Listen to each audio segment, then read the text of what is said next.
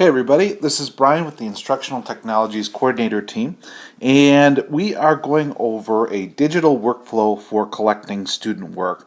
And what that means is it's the new way that we begin to collect student work in the digital age, as we have devices in hands of students and teachers, and instead of pushing papers back and forth, we've got a new way of collecting work from students, assessing work from students. And so this presentation is going to go over that. Just to answer questions right on the forefront, we are using an app that's part of our core apps in the school district of Waukesha called Explain Everything on the iPad. It's available to students and to teachers. So if you have questions about how this particular presentation was made, it was made through the use of Explain Everything. So this is a digital workflow, and there's two pieces that we want to talk about. We want to talk about the use of the iPads and the use of Google Drive. These become the primary resources here as we talk about this key part, collecting student work. This is not so much about distributing content out to students. We'll have a follow-up video for that. This is how we get work back from students, assess that work, and then get it out to students right away. So we're going to jump into the next slide. So the first question a lot of people have is, what is a workflow? And a workflow is something we're actually very comfortable with because we do it every day. In paper form, really what a workflow is it's having a teacher need to get resources to a student, having that student write on and complete that work sometimes, getting it back to the teacher, who then assesses that work and gets it back to the student. This is just a regular everyday occurrence that we have in our classrooms in which we don't think much about it. We don't probably have a terminology for it, but this is really just a workflow. The key piece to all of this, though, is that as we introduce technology into the mix, this workflow begins to get disrupted and it has to change in order to gain more efficiency and really to work more meaningfully for students and for teachers. So as we look at the key players in a workflow, which are the student and the teacher, we have to set up some sort of a structure. And although we're in this transition phase right now between paper to digital, workflows still need to exist in order for us to get our jobs done and for students to demonstrate what they know. Now, we can avoid setting up a workflow, and teachers can kind of continue on without following some sort of a strategy for doing this. We don't recommend it because it begins to look a little bit more like this. If we were just to have students email us work, our inboxes would begin to fill up with these kinds of emails as students mailed work to us. And the problem with this is while we can always search email, we can always save email, it gets a little bit confusing and hard to track. So we really want to stay away from a workflow where it's just an email-based workflow back and forth. So that's why we've got a strategy for workflow. So there's a couple of steps, and I just want to lay out in this presentation. Whenever you see this icon, it's something the teacher is really going to be responsible for. And the first thing that a teacher needs to think about before the students ever arrive is the idea that they've got to create some sort of file naming strategy. Now, this is actually not completely foreign to teachers. Whenever we hear teachers say things like, make sure you put your name on the paper, make sure you date the paper, make sure you put the title of the assignment on the paper, in a paper environment, we feel pretty comfortable with that. Well, in a digital environment, we have to have some equivalent. Otherwise, we're going to have a lot of lost files and resources kind of all over the place. So we've got to create a file naming strategy. It makes finding and assessing work easier. Ultimately, one thing that you've got to remember is that electronic files are generally named alphabetically. So one of the things that you're going to think about as you create a file naming strategy for your classroom is to always consider putting the last name first. The value in this is as you assess work, it will begin to reflect what is happening in your student information system and gradebook. And so you can begin to line up your work that you're assessing and also the gradebook as you do entry of data. And finally, as you come up with a file naming strategy, which I'll show you an example of in the next slide, be really conscious about creating posters or some sort of signage and placing that around the room to remind students of the naming strategy. Now, in our best, most effective environments, Schools will come up with a consistent naming strategy, and all kids will fall into a common naming strategy that they'll use no matter where they are. So we encourage you to really think about this on a more global perspective from your school. But even if you have just a unique naming strategy in your classroom, it's likely to be different than others. And so we really encourage you to create posters and place this naming strategy around for kids to use. And then really focus on using it, right? So making sure that students are naming files the correct way is going to be a key piece to kind of keeping your sanity as digital work comes in. So here's an example of a sample file naming strategy. I've taken this right from our Google Docs area here. So when a student turns an assignment in my classroom, they're going to go last name first. So we see that last name right here. Okay. Comma, first name. This helps in case I've got kids with similar last names. Then dash some sort of an assignment code. Now you probably can get more creative than assignment 3, but you don't want your file names to be too long either, and you don't want them to be difficult for students to spell. So giving it some sort of an assignment name might be a really key piece, but try to keep it simple. And then it might be important for you to organize by a class that you teach. So if you're a secondary middle school teacher and you have a lot of different preps that you teach, having this in place might be key. And also the hour number if you've got multiple sections of the same course. So this is just a sample file naming strategy, but the key pieces that you want to consider are last name first, okay, and then also some sort of a code or some sort of a consistent way that you will alphabetize and name all of your assignments. This will help a lot later when you're trying to sort assignments. So that's a sample file naming strategy. You don't have to use that one, but it is certainly one that would work for you if you were interested. Okay, so again, now we're still in the place where we are before students have arrived to class, and this is some work that a teacher can do. Teachers are really going to want to have one location where all of their student work is. And in a little while, I'm going to show you how each student is setting up their own unique folder. But you're going to want to have one place where you put all of your student work by class hour or by subject, if that makes sense for you. Of course, the worlds of elementary and secondary are a little bit different here, so you're going to have to make some decisions about what makes sense for you. But using Google Drive, you're going to set up course folders that will allow teachers to organize their student work. The only thing that I warn you about here is you have to think about the long-term game here. So hopefully we'll be using this resource for quite some time. You want to be sure that you ultimately are dating and naming your files properly so that later on, perhaps second semester or when you get a new batch of kids or even next year, you don't have confusion about where student work is being placed. So be sure that you really focus on giving your Google Drive folders a name. And so here's an example that might look like. Now this picture was taken from the iPad Google Drive app. You can do this and recommend you do this right on your computer, MacBook, whatever it might be. But here is a sample teacher folder structure.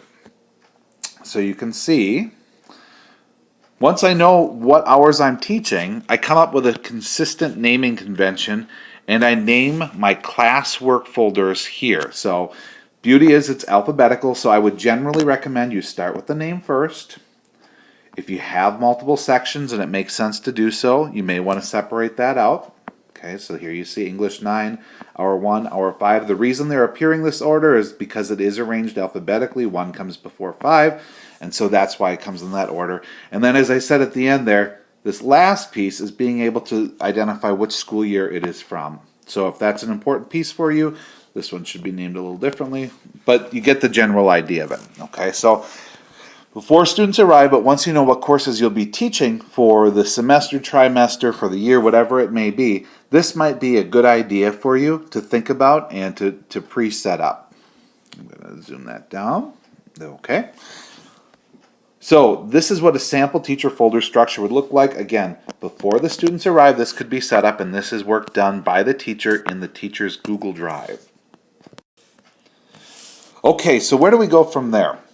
So now we're in the first days of school here. I want to highlight that. So now you've got students in front of you. You've gotten your introductions out of the way. You're kind of up and running, but you definitely want to set up a way that you're getting work back from that. You want to do this early, and we recommend you do it consistently. You don't want to let this be done over the course of a few weeks because that's going to be a little bit more difficult for you to manage. Honestly, this is best done and easiest done if you would do this during a class period with students. It should really only take maybe 15, 20, 30, 25 minutes depending on the age level of the students. But once you've got it, it all becomes a lot easier to do, and it's easier if it's done in bunches. So what are we going to instruct students to do? Well, remember, we are going to be using, students have iPads in hand, but that's okay. That works just fine for what we're doing here. On the iPad, students are going to create a folder in Google Drive where all of the work for their course must be placed. Now, this is going to be a unique folder for this particular course or for your particular classroom. So you definitely want to instruct them. If they've got work for other courses, it does not go into this particular folder. This is just for your class. And it's important that you really hold the line on that, because if their digital sloppiness begins to kind of permeate into your classroom, you're going to be a little bit more disorganized and it's going to be harder to find things. So you definitely want to hold the line on this and really encourage them to have one folder for your particular class. So the other piece of this is you're going to provide a folder naming strategy. A few slides back, we talked about how you're going to come up with a file naming strategy for your entire class. You're going to put that on posters. For this particular work, you're also going to come up with a consistent strategy. I'll show you an example in just a moment.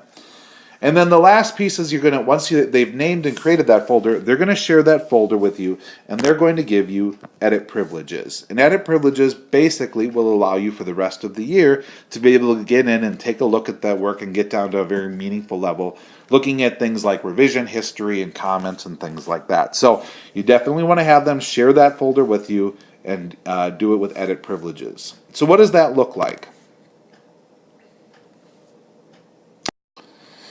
So let's take a look at a sample setting of a student work folder. So again, this is again the first day of schools, and this is the work of the student. So we'll enlarge that just a little bit. This is done in Google Drive. It can be done from an iPad in the Google Drive app, or it can be done from a browser on an iPad as well. The student goes into Google Drive. We'll hide some of these out here for just a second. Student goes into Google Drive. They create a new folder, and they name it with a convention that you've already given them. Now, it's best if this convention follows suit with all of the other assignment conventions that you'll have throughout the year. But just to take a quick look at it, last name first is a really good idea because it will organize alphabetically. If it pertains to you, this is the class that they're teaching. Okay, this could be your name, this could be the course that they're taking with you. Again, if it pertains to you, you may want to include the hour just for organization's sake. And we always recommend that you do this for both your sake and for the student's sake of putting a date in there of the school year so that kids know when the work is from and don't get confused later on. So that's what the folder would look like and the naming structure. You do want this to be consistent because it could get really ugly electronically if the next person were to name theirs something like this.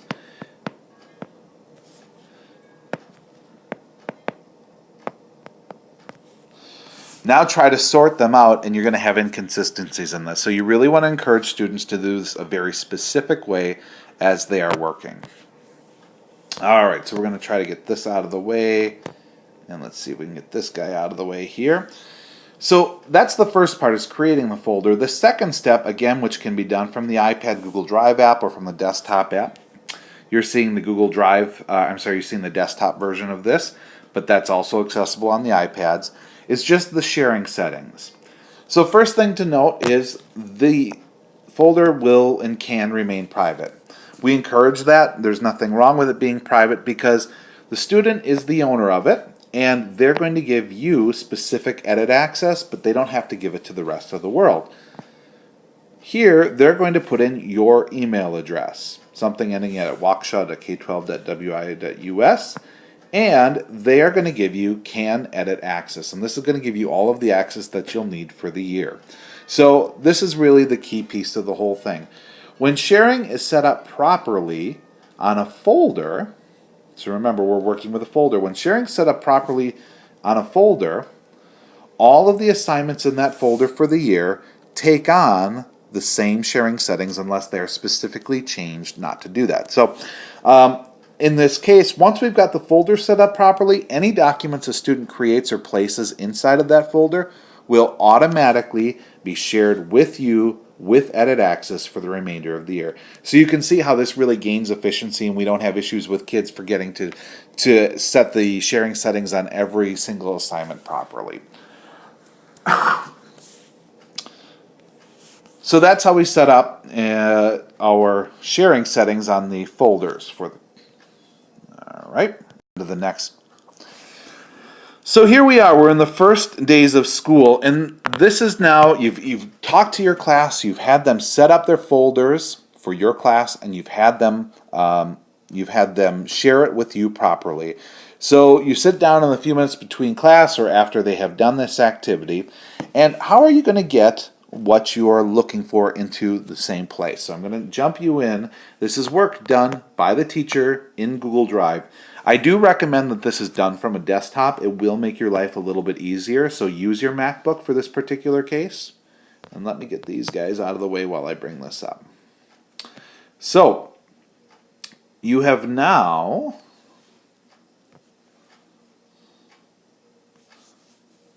let me bring this to the front. So you have now had all of your students share their folders and create them with you.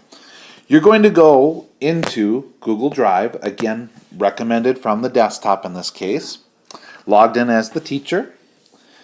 You are going to click on this little arrow right here. It's a little drop down arrow to the left of My Drive, and that is going to show all of those course folders that we set up just a few steps ago before the kids arrived. We set up the course folders. What we need to do, or what we're trying to achieve, is to move these shared resource folders here, where the work is going to be put. We're going to try to move them into the appropriate work folder, which in this case is English 9, Hour 1. So we've got to get them in there. Okay. Well, how do we do that? We first click Shared with Me. Once we've opened all of this up, and these folders will appear. This is why we recommend you do this almost immediately after the students have shared with you their resources, and it's also the reason that we recommend that you have all the students do it at the same time. This is going to make it a lot easier. So what you do is you check the boxes for the students who are in English 9, Hour 1. We then come on over here and we click More. So once they're checked, we click More. We click Move To. Now I'm going to shrink this out for you. So those are the first pieces we do.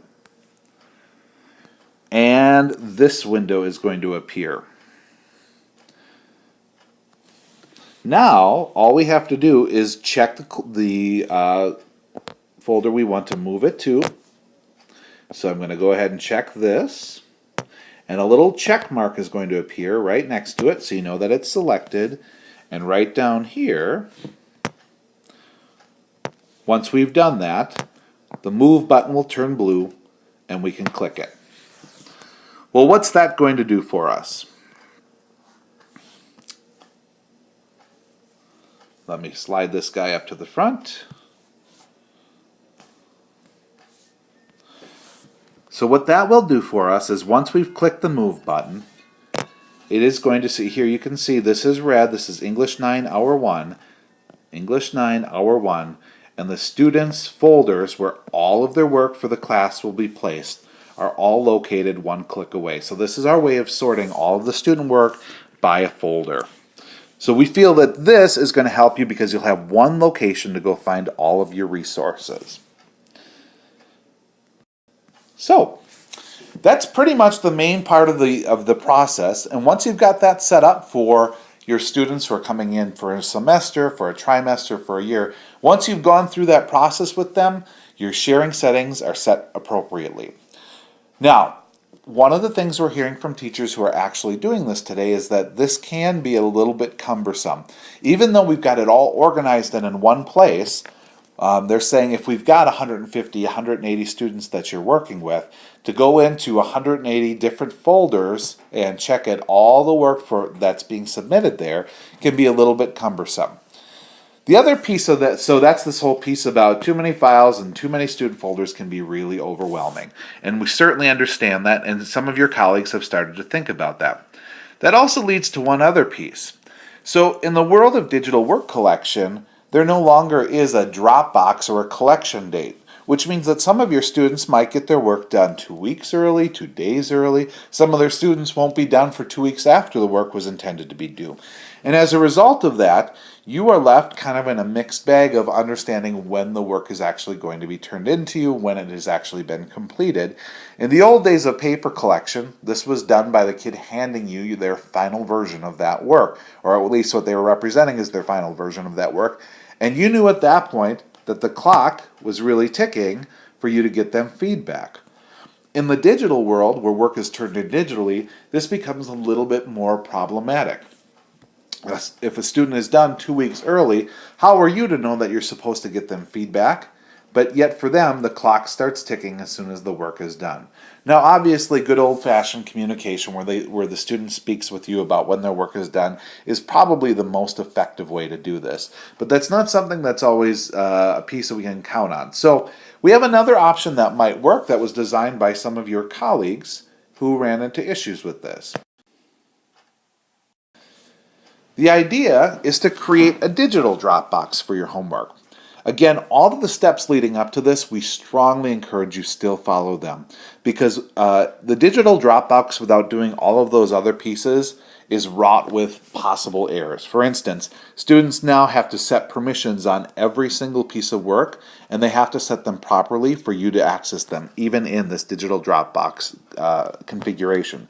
So all of the pieces in this presentation to this point are really critical to make digital Dropbox as effective as it can be. So this presentation isn't going to teach you the tool, but it is going to point you to the right tool. We are working in Google Drive, and inside of Google Drive, there's a tool called Google Forms. Google Forms is a data collection tool that takes whatever data you can collect, it's a way of collecting survey data, and putting it into a back-end spreadsheet. Now, if you're not familiar with Google Forms, there's a lot of resources out there that will help you. Our instructional technologies page will help you. We've got Blackboard courses that can help you with Google Apps and Google Forms. So this again, this presentation isn't going to teach you how to use Google Forms, but knowing the tool will get you in the right direction to start learning it if it's brand new to you. So this is Google Forms. We're going to slide that off to the side here. Okay. Now, in Google Drive, so we're working with Google Drive right now. When I go into Google Drive on my desktop, I see an option here called Google Forms. So I click Create,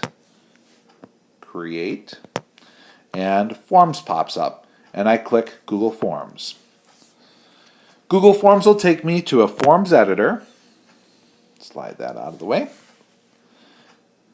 And in that form editor, I can begin to create something that looks like this. Let me bring this guy to the front. I create something that looks like this. Now, what are the key pieces here? Well, it's pretty consistent with what we've talked about before. We want the student's last name separate from their first name. Okay, this allows us to sort later on by last name, which is valuable. It may be valuable for you to know what period the student is coming from. It may also be valuable, depending on what you teach, to determine what class the student's from.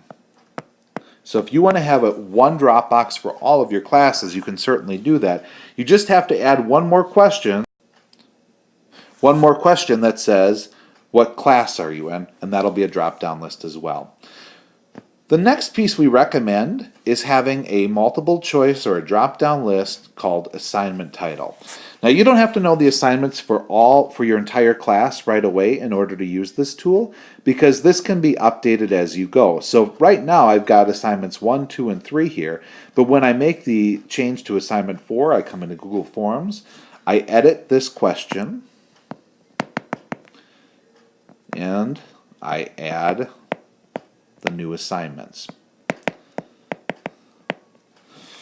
The value here, and I'll show you this in just a moment, but the value here is all of the assignments the students select are named the same thing. This comes back to that whole idea of the class code, which in the electronic world makes a big deal. And then the last piece of this, even though you know where to find the students' work because you've set up this workflow in which you're sharing, the students sharing documents in a class folder for you, you ask them for the URL for their particular work. This is the web address. Remember, everything that drops into Google Docs has a web address tied to it, whether it's a picture, a smart notebook file, a Google document, it doesn't matter. They all have some sort of a web address. When the student clicks on the share button, they get the web address and they can simply paste it in here. Then the student clicks submit. So we're going to shrink this guy down here just one more time here. So that's all work that's done by the student. And now you, as the teacher, let me bring this forward quickly. So now you, as the teacher, can drop into your Google Drive. So again, this piece will be found in Google Drive in a spreadsheet. And this is what it looks like on the back end of it. So some key pieces that you'll want to pay attention to here. Now that we've got this split out by last name, I can actually sort by last name by clicking this little arrow here, sorting A to Z. And now all of Harrison's work is going to be in a row. So if you're having a meeting with parents or want to communicate with the student specifically, you can sort specifically by their last name and see what work has been turned in. We can also sort by period here by clicking the drop-down button and sorting by period. And so if you've got lots of different classes submitting to the same Dropbox, you can sort by period and grade period 1, period 2, period 3's work. We can also sort by the assignment title, and because it's a drop-down list as opposed to the students just typing it in, this sorts very nicely without any errors. And now I can sort by assignment 1. It automatically is going to alphabetize assignment 1. And right here is the key to the whole thing. I can click on this particular URL. It will open up in a new window for me. I can add my comments inside of it as a Google document. I can open it in Notability on my iPad if I choose to do that and write comments over the top of it that way. Lots of things that I can do with it here. But the key is now I've got a live link to it all in one spreadsheet for all of my assignments for all of my students. So now I don't need to necessarily drop into all of these different folders unless I want to, for instance, to get in and say, okay, this particular piece here, looking at your revision history, it's not working for me, or this is really great work on your part. But here I've got one place where once the student has finished the work to the best of his or her ability, I know where to find final work. And this is where I do all of my grading from. And I do all my checking in the folder area. So basically, that's the rundown on creating a digital Dropbox for homework. And if this last part is a little bit overwhelming to you, this all can be done without the digital Dropbox. But for some users, this makes a ton of sense, and they're going to see right away the value in doing this. So hopefully this whole process is beginning to make sense for you, and that they explain everything with the specific steps.